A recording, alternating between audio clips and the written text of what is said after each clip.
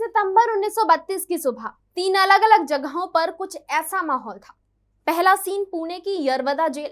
महात्मा गांधी ने ऐलान कर दिया था कि अगर 24 घंटे में दलितों के लिए अलग निर्वाचन क्षेत्र का फैसला वापस नहीं लिया जाता, वो अन्न त्याग देंगे, मरते दम तक भूखे रहेंगे।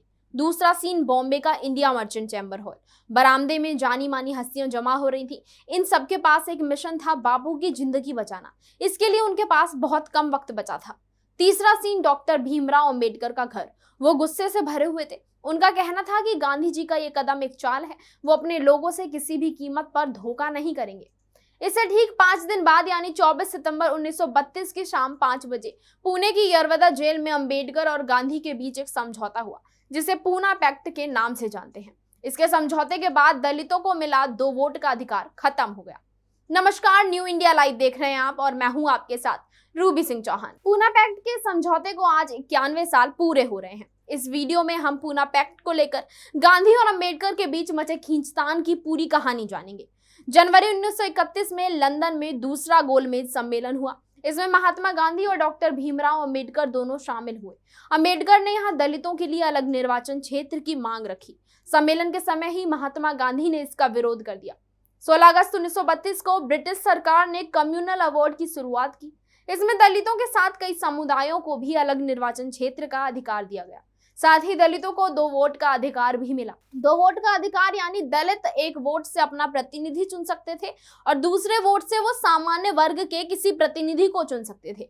वहीं दलितों को 2 वोट का अधिकार मिलते ही महात्मा गांधी ने इसका विरोध शुरू कर दिया। उनका मानना था कि दलितों के लिए अलग निर्वाचन क्षेत्र और 2 वोट के अधिकार से हिंदू समाज बट जाएगा। एक ही समाज में दलित हिंदुओं से अलग हो जाएंगे।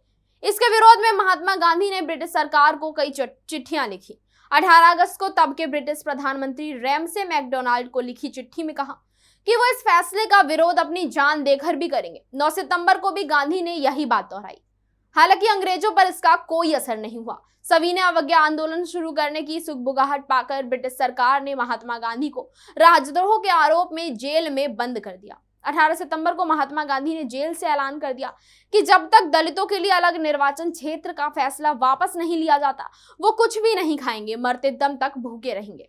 आखिरी बार महात्मा गांधी ने ऐसा उपवास 1918 में अहमदाबाद के कपड़ा मिल के मजदूरों के पैसे बढ़ाने के लिए किया था। 20 सितंबर की सुबह 11:30 बजे महात्मा गांधी ने अपना आखिरी खाना खाया। इसके बाद ऐलान किया कि जब तक उनकी बात नहीं मानी जाती, वो मरते दम तक उपवास करेंगे। इसी दिन से उन्हें मनाने का सिलसिला भी शुरू हो गया। उनके इस फैसले को लेकर बाद में जवाहरलाल नेहरू ने अपनी आत्मकथा में लिखा, अपने बलिदान के लिए इस तरह का मुद्दा चुनने के उनके फैसले से तब चिढ़ हुई थी। उधर लंदन में जब यह खबर पहुंची तो हंगामा मच गया। अंग्रेजों को डर था कि महात्मा गांधी की इस तरह से मृत्यु भारत के लोगों को भड़का सकती है। ब्रिटेन ने साफ कर दिया कि वो कोई भी फैसला मानने को तैयार है जो हिंदुओं और हरिजनों को मंजूर हो। डॉक्टर भीमराव अंबेडकर के लिए महात्मा गांधी का यह कदम किसी झटके की तरह था। वो गुस्से से भर उठे, यहाँ तक कि गांधी के इस कदम को अंबेडकर ने एक चाल बता दिया। 26 फरवरी 1955 को एक इंटरव्यू में अंबेडकर ने इसका जिक्र किया था। दूसरी तरफ पूरी मुंबई के हिंदू हरिजन नेताओं से मिलने लगे। महात्मा गांधी के स्वास्थ्य पर रोजाना अखबार में बुलेटिन छपने लगा। स्वास्थ्य जैसे जैसे बिगड़ता जा रहा था, देश में खलबली बढ़ती जा रही थी। कांग्रेस के नेताओं ने अंबेडकर को समझौते के लिए मनाने की कोशिश भी की। अंबेडकर ने दलितों को अधिकार दिलाने की बात को अपना कर्तव्य बताया। कहा कि भले ही उन्हें फांसी दे दी जाए, पर वो अपने लोगों से धोखा नहीं करेंगे। अंबेडकर को इस बात से समस्या थी कि संयुक्त निर्वाचन में अपर कास्ट हिंदू दलितों का शोषण ही करेंगे। 22 सितंबर को अंबेडकर गांधी से मिलने यरवदा जेल में पुणे पहुंचे। गांधी के सेक्रेटरी महादेव देसाई के नोट्स के मुताबिक अंबेडकर ने कहा कि वो दलितों के लिए पॉलिटिकल पावर चाहते हैं, ये उनकी बराबरी के लिए जरूरी है। दोनों अपनी जिद पर अड़े रहे। 23 सितंबर को भी इस बात का कोई निष्कर्ष नहीं निकला। क्रिस्टोफ जॉफरलॉट अपनी किताब डॉक्टर अंबेडकर एंड अटेंचुअलिटी में लिखते हैं कि अगली सुबह महात्मा गांधी के बेटे देवदास गांधी नम आंखों से अंबेडकर के सामने गिड़गिड़ाते हुए बोले, पिताजी की तबीयत ज्यादा बिगड़ रही है। अंबेडकर को आम लोगों से मौत की धमकियां मिल रही थी। देश के सभी बड़े समाचार पत्रों में गांधी जी की बिगड़ती तबीयत और अंबेडकर की जिद की खबरें छप रही थी।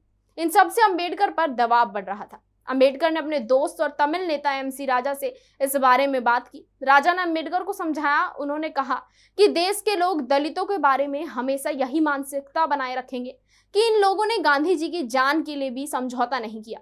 यरवदा जेल में उपवास के तीसरे दिन यानी 23 सितंबर को महात्मा गांधी का ब्लड प्रेशर खतरे से ऊपर बढ़ने लगा। अंबेडकर समझौते के लिए तैयार हो गए।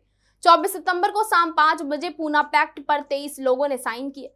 हिंदू और गांधी की ओर से मदन मोहन मालवीय ने इस पैक्ट पर हस्ताक्षर किए, वहीं दलितों की तरफ से अंबेडकर ने साइन किए। समझौते में यह तय हुआ कि दलित भी अपर कास्ट हिंदुओं के साथ ही वोट करेंगे।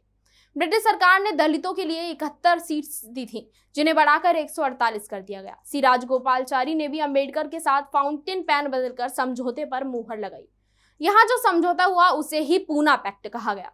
इसमें गांधी और अंबेडकर इस बात पर राजी हुए कि दलित समेत सभी हिंदू सभी उम्मीदवारों के लिए वोट करेंगे। हिंदू और दलितों के बीच इस अंतर को खत्म करने के लिए 23 लिमिट पर अंबेडकर 10 साल के लिए राजी हो गए, जबकि पहले 15 साल की मांग कर रहे थे। दूसरी तरफ महात्मा गांधी इसे 5 साल करने पर अड़े रहे। वो आखिर तक नहीं माने। तब सी राजगोपालचारी ने सुझाव दिया कि इस बात पर बाद में चर्चा की जा सकती है। इस पर अंबेडकर और महात्मा गांधी दोनों ही सहमत हो गए। पैक्ट साइन होने के बाद उसे लंदन भेजा गया।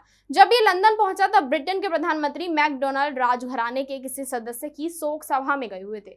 उन्हें जैसे ही खबर मिली वो 10 डाउनिंग स्ट्रीट आए और अपने सहयोगियों के साथ आधी रात तक उस दस्तावेज को पढ़ते रहे।